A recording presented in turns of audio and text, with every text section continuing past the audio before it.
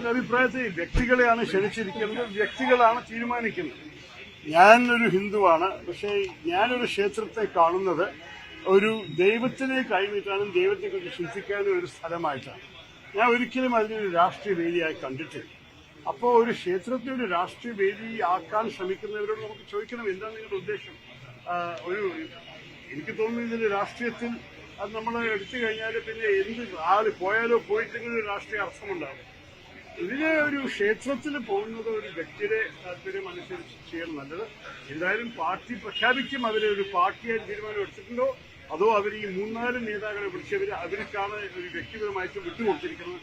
അതും കൂടി ഡൽഹിയിൽ നിന്നൊരു പ്രഖ്യാപനം വരട്ടെ. ഇന്ന് ആക്ച്വലി അവരെന്തായാലും നാഗ്പൂരിലാണ്. ഇതിനെക്കുറിച്ച് ഒരു പക്ഷേ ചർച്ചയുണ്ടാവും. ഒരു തീരുമാനം പ്രഖ്യാപിച്ചാൽ നിങ്ങൾക്ക് അറിയുമല്ലോ.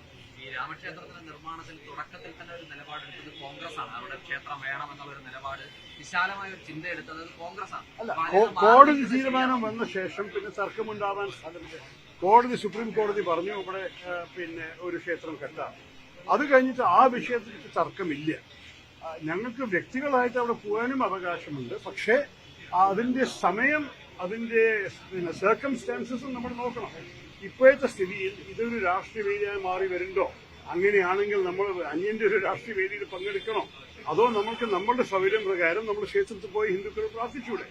അതൊക്കെയാണ് ചോദ്യങ്ങൾ. ഞാൻ വ്യക്തിപരമായിട്ട് എനിക്ക് എന്തായാലും ക്ഷണമില്ല. അപ്പൊ ഞാൻ അതിനെക്കുറിച്ച് എനിക്ക് ചിന്തിക്കാൻ ആവശ്യമില്ല. നിങ്ങളുടെ പാർട്ടിയുടെ ഒരു തീരുമാനവും ആ ക്ഷണിച്ച പിന്നെ വ്യക്തികളുടെ തീരുമാനം നിങ്ങൾ കേട്ട് കാത്തിരിക്കുന്നത് 1-2 ദിവസം നടത്തി വരുവായി. പ്രതിപക്ഷ സമരങ്ങൾ റിപ്പോർട്ട് ചെയ്യുന്ന മാധ്യമപ്രവർത്തകർക്കെതിരെ തുടർച്ചയായി പോലീസ് കേസെടുക്കുകയാണ്. ജാമ്യമില്ലാ വകുപ്പുകൾ ചുമത്തിയാണ് കേസെടുക്കുന്നത്. ഇപ്പൊ വനിതാ മാധ്യമപ്രവർത്തകരെയാണ് കൂടുതലായി കേസെടുക്കുന്നത്. ഇതൊരു വേട്ടയാടലായി തോന്നുന്നുണ്ടോ പോലീസിന്റെ? അതെ, ഇതൊരു അന്യായമാണ്. ഞാൻ പണ്ട് ഇന്നലെയോ മിനിങ്ങാന്നോ മാധ്യമക്കാർ ഇതുപോലെ എന്നോട് പത്തനംതിട്ടയിലോ പിന്നെ വേറെ എവിടെ ചോദിച്ചപ്പോൾ ഞാൻ പറഞ്ഞ ഒറ്റ കാര്യമാണ്, ഈ കേസുകളെ പിൻവലിക്കണം. അവർക്ക് ഒരു അവകാശവും ഇല്ല ഇത് ചെയ്യാൻ. നമ്മുടെ രാജ്യത്തിൽ മാധ്യമ പ്രവർത്തകർക്ക് ഒരു സ്പെഷ്യൽ സ്ഥാനമുണ്ട്. നമ്മളുടെ ആർട്ടിക്കിൾ 25 പ്രകാരം freedom of expression, freedom of press ഒരു അത്യാവശ്യമായ ഒരു ഫണ്ടമെന്റൽ റൈറ്റ് ആണ്. അതായത് മനുഷ്യാവകാശത്തിന് ബന്ധപ്പെട്ട ഒരു കാര്യമാണ്. അവരൊരു കാര്യം കാണുമ്പോൾ അതിനെക്കുറിച്ച് റിപ്പോർട്ട് ചെയ്യണം, എഴുതണം, ടെലിവിഷനിൽ കാട്ടണം. അത് അവരൊരു കടമയാണ്. അതിനെ നമ്മൾ പിന്നെ ബാധിച്ചാൽ നമ്മുടെ ജനാധിപത്യം ശരിക്കും ജനാധിപത്യമായി ഇരിക്കില്ല. അതാണ് സത്യം. അപ്പൊ ഈ കാര്യത്തിൽ മാധ്യമ പ്രവർത്തകരെതിരെ കേസ് ഫയൽ ചെയ്യരുത്. കേസ് ഫയൽ ചെയ്താൽ അതിന് പിൻവലിക്കുന്നതാണ് എന്റെ അഭ്യർത്ഥന. ഞാനത് പബ്ലിക്കലി പറഞ്ഞു കഴിഞ്ഞു. വീണ്ടും നിങ്ങളോട് പറയുന്നു, ഇത് ശരിയല്ല. സർക്കാരിന് ഇത് ചെയ്യാൻ ആവശ്യമില്ല. അത് മാത്രമല്ല, എന്താ ചെയ്തിരിക്കുന്നത്, എന്താ അവർ ആക്കിയിട്ടുണ്ട്, ഇതൊരു ജാമ്യം കൊടുക്കാത്ത ഒരു ചാർജാണോ അപ്ലൈ ചെയ്യേണ്ടത്? ഇവര് പറയുന്നു ഇവര് ഒരു സ്ഥലത്തുണ്ടായിരുന്നു, സംഭവിക്കുന്ന കാര്യങ്ങളെ കുറിച്ച് റിപ്പോർട്ട് ചെയ്യണം. അത് അവർക്ക് ചെയ്യാനുള്ള അവരുടെ കടമയാണ്, അവരുടെ ഡ്യൂട്ടിയാണ്. അതിനെക്കുറിച്ച് ഇവര് അനാവശ്യമായിട്ട് കേസുകൾ കൊണ്ടുവരുന്നത് എന്റെ അഭിപ്രായത്തിൽ ഇത് പോലീസിന്റെ ജോലിയല്ല. പോലീസ് നമ്മളെല്ലാവരെയും സംരക്ഷിക്കാനും നമ്മളെല്ലാവരെയും സേഫ്റ്റി ആൻഡ് സെക്യൂരിറ്റി നോക്കാനാണ് അവരുടെ കടമ. അവർക്ക് ഒരു രാഷ്ട്രീയ പാർട്ടിയുടെ ഏജൻസായി മാറി നിൽക്കാൻ ഒരു ആവശ്യവുമില്ല.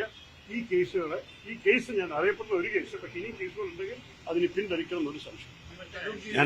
വിഷയത്തിലെ ദേശീയ നേതൃത്വത്തിൽ നിലപാടെടുക്കുന്നതിന് ഒരു മടിയോ അല്ലെങ്കിൽ ഒരു ആശങ്കയോ ആശയക്കുഴപ്പമുണ്ട്. കാരണം CPM ഒറ്റ നിലപാട് പറയുന്നത് പ്രശംസിക്കപ്പെടുന്നുണ്ട്. കോൺഗ്രസിന്റെ ഈ ഒരു അല്ല, CPM-ന് മതവിശ്വാസമില്ല. അപ്പൊ CPM-ന് ഇഷ്ടമായിട്ട് എളുപ്പത്തെ ഒരു തീരുമാനം എടുക്കാം. കോൺഗ്രസിനകത്ത പിന്നെ CPM-ന്റെ ഐഡിയോളജിയല്ല, BJP-യുടെ ഐഡിയോളജിയുമല്ല. നമ്മൾ ഹിന്ദുത്വയെ ഒരു രാഷ്ട്രീയ ഡോക്ട്രിനായിട്ട് കാണുന്നു. അത് ഹിന്ദു മതത്തിനെ ബന്ധപ്പെട്ട ഒരു വിശ്വാസമല്ല ഹിന്ദുത്വം. അതുകൊണ്ട് ഞങ്ങൾ CPM-ഉം അല്ല, ഞങ്ങൾ BJP-യും അല്ല. ഞങ്ങൾക്ക് ഞങ്ങളുടെ സ്വന്തം തീരുമാനം എടുക്കാൻ നിങ്ങൾ സമയം തരും. Thank you. 3-ാം തീയതി